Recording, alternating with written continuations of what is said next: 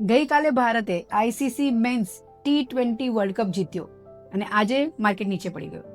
પણ જો તમે ઇન્વેસ્ટર છો તો તમે આ બંને ઘટનાઓમાંથી એક મોટો ઇન્વેસ્ટમેન્ટ લેસન શીખી શકો છો. ગઈકાલે આખો દેશ સેલિબ્રેટ કરી રહ્યો હતો કારણ કે ભારતે T20 વર્લ્ડ કપ જીત્યો. પણ હું તમને એક પ્રશ્ન પૂછું, શું ભારતે વર્લ્ડ કપ જીતવા માટે દરેક મેચ પરફેક્ટલી જીતી હતી? ના.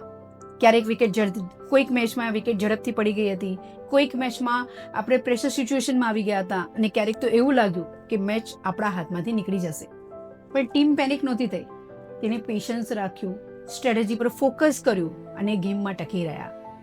ઇન્વેસ્ટમેન્ટ પણ બિલકુલ આવું જ છે. આજે માર્કેટ થોડું નીચે ગયું એટલે ઘણા ઇન્વેસ્ટર ડરી જાય છે, પણ સ્માર્ટ ઇન્વેસ્ટર માટે માર્કેટ ફોલ એક પ્રોબ્લેમ નથી, ઓપોર્ચ્યુનિટી છે. જો તમે દરેક માર્કેટ ફોલમાં પેનિક કરી અને ઇન્વેસ્ટમેન્ટ સ્ટોપ કરી દો તો તમે લોંગ ટુર્નામેન્ટ જીતવાનો ચાન્સ ગુમાવી દો છો. પણ જો તમે ડિસિપ્લિન રાખો, એસઆઈપી ચાલુ રાખો તો માર્કેટનો ફોલ તમને સસ્તા ભાવમાં યુનિટ ખરીદવાની મોટી ઓપોર્ચ્યુનિટી આપે છે. કારણ કે વેલ્થ જેમ એક દિવસમાં બનતી નથી એવી રીતે ઇન્વેસ્ટમેન્ટ પણ એક મેચનું ગેમ નથી, આ લોંગ ટુર્નામેન્ટ છે.